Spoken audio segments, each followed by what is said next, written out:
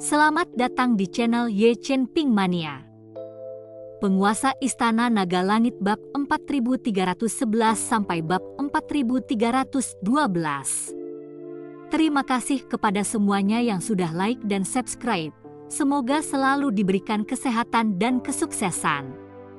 Ini adalah kompleks sekte darah dan tulang, dan jiwa suci di Chongjing dengan putus asa bergegas ke sini setelah melarikan diri. Kakak kedua, selamatkan aku. Kakak kedua, selamatkan aku. Di Chongjing berteriak, ketakutan terdengar dalam suaranya.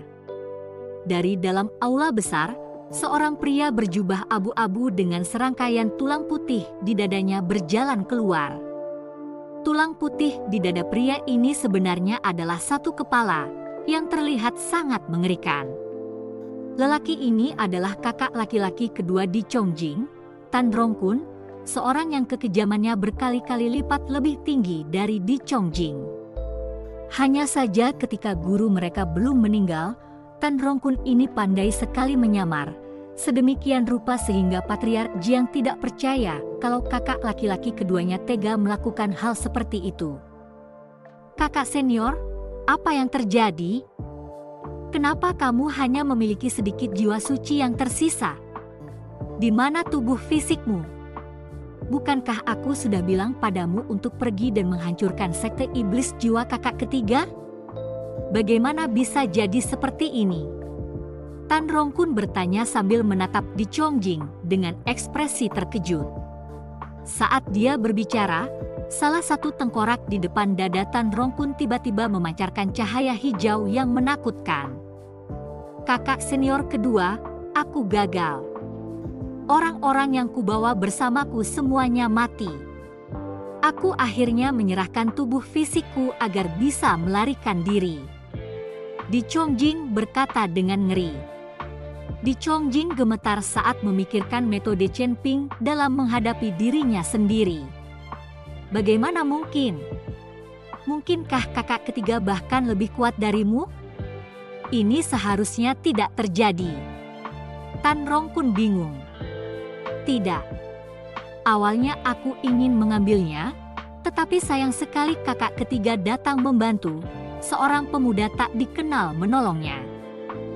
Pemuda itu kuat sekali, walaupun kelihatannya dia hanya berada di tingkat ketujuh alam penyeberangan, namun tenaga yang terpancar sama sekali tidak kalah dengan tingkat kedua alam Mahayana. Dan pemuda ini juga memegang cambuk penarik iblis di tangannya. Dan juga memegang token dari dinasti Kekaisaran Xiao, sangat-sangat rumit. Di Chongjing menjelaskan, sebuah tanda dari dinasti Kekaisaran Xiao? Mungkinkah itu adalah pangeran dari dinasti Xiao? Namun, aku belum pernah mendengar bahwa putra kerajaan dinasti Xiao memiliki kekuatan seperti ini. Tan Rongkun sedikit mengernyit dan berkata dengan ekspresi serius. Tidak. Aku kenal Kaisar Xiao. Pemuda ini sama sekali bukan putra Kaisar Xiao. Aku hanya tidak tahu hubungan macam apa yang dia miliki dengan dinasti Kaisar Xiao, dan di tangannya, dia akan memiliki tanda Kaisar Xiao. Di Chongjing menggelengkan kepalanya, lagi pula, dia juga pernah menghabiskan beberapa waktu di dinasti Kekaisaran Xiao dan mengenal pangeran Kekaisaran Xiao. Lalu mengapa kau tidak menggunakan seruling tulangmu untuk memanggil binatang iblis untuk menghadapinya? Pasti ada cukup banyak binatang iblis di hutan lebat dekat sekte jiwa iblis, jadi seharusnya mudah untuk memanggil ratusan dari mereka secara acak, kan? Tan Rongkun terus bertanya. Ai, jangan bahas itu. Aku menggunakan seruling tulangku untuk memanggil binatang iblis. Namun, sayang, bocah itu ternyata memiliki binatang suci yang berapi-api. Meskipun binatang suci itu kecil, ia dipenuhi aura yang agung. Itu membuat semua binatang iblis itu takut.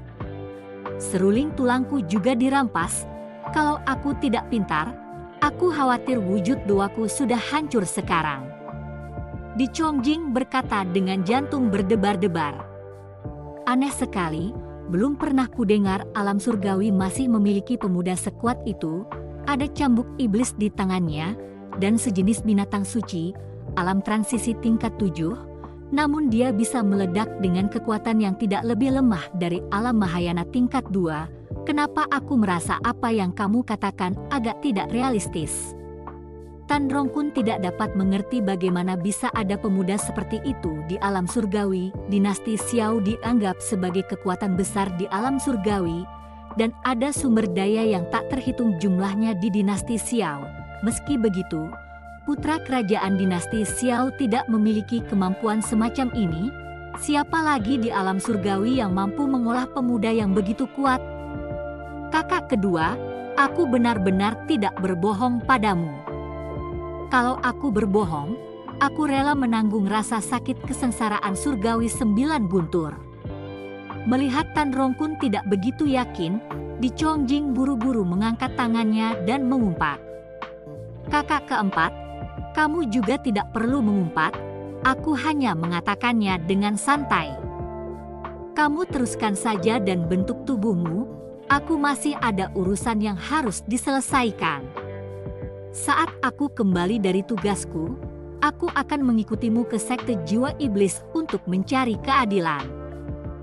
Jangan ganggu kakak senior tertua dalam masalah ini, dia sedang menyendiri, diperkirakan tidak akan butuh waktu lama sebelum dia menerobos ke tingkat ketiga alam Mahayana. Jika saat itu tiba, kakak senior tertua akan menangkap beberapa kultivator alam Mahayana untuk kita, agar kita berdua bisa berkultivasi. Tan Rongkun berkata pada Di Chongjing. Ketika Di Chongjing mendengar ini, dia langsung menjadi bersemangat dan berkata, kakak senior tertua akan menerobos ke peringkat ketiga alam Mahayana.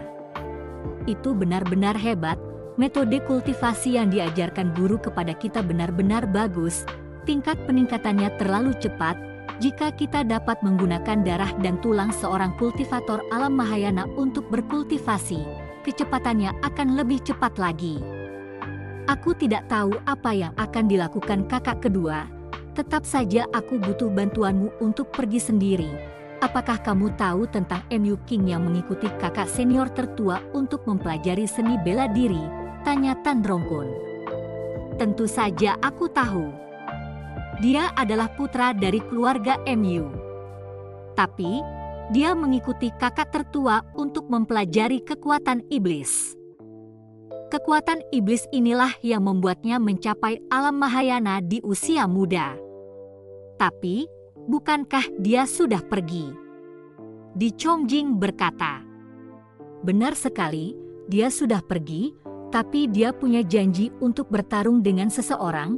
Dia seharusnya bertanding dalam beberapa hari ke depan. Kakak senior sulung tidak tenang sebelum dia selesai, jadi dia memintaku untuk pergi ke kota South End untuk melihatnya. Ngomong-ngomong, biarkan keluarga MU membantu kita mengirim beberapa kultivator ke sana. Kalau bukan kekuatan iblis yang diajarkan oleh kakak senior tertua, bagaimana mungkin MU King bisa berkultivasi begitu cepat? Tan Rongkun berkata. Anehnya, ada seseorang yang mengikuti putra laki-laki keluarga MU untuk bertanding. Dia benar-benar memakan jantung beruang dan isi perut macan tutul. MU King ini sangat berbakat. Dia mencapai peringkat pertama alam Mahayana di usia muda. Ada beberapa anak muda yang menjadi saingannya.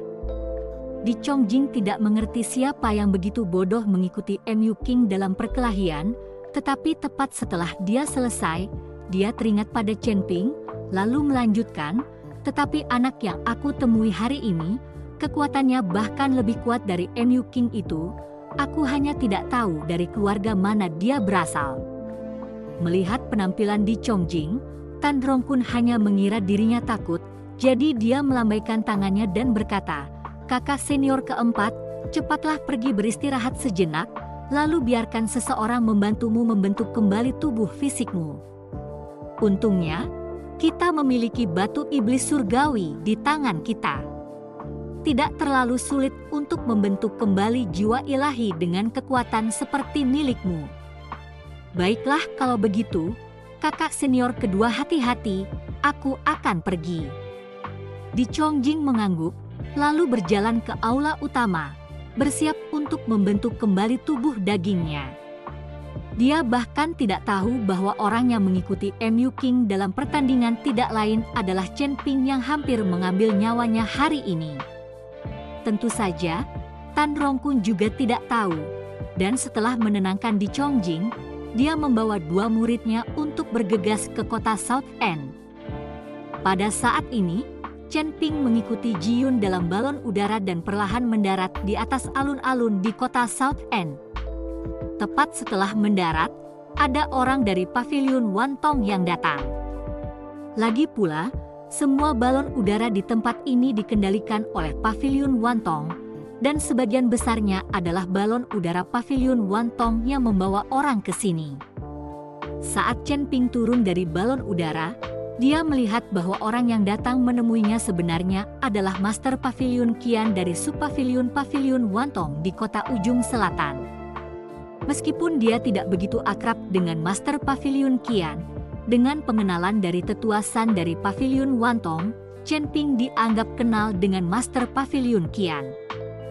Melihat Chen Ping berjalan turun dari balon udara, Master Paviliun Qian tertawa dan berkata, "Menurutku siapa yang bisa datang dengan balon udara? Ternyata Tuan Chen. Baru-baru ini, pertarungan penunjukanmu mengikuti MU King, putra keluarga MU, juga telah menyebar ke seluruh wilayah selatan, dan banyak orang datang ke sini untuk melihat sekilas pertarungan antara kalian berdua. Paviliun Wantong kita juga telah memanfaatkan cahaya Tuan Chen, yang memungkinkan kita memperoleh keuntungan besar lainnya." Setelah Chen Ping mendengar ini, dia hanya tersenyum tipis.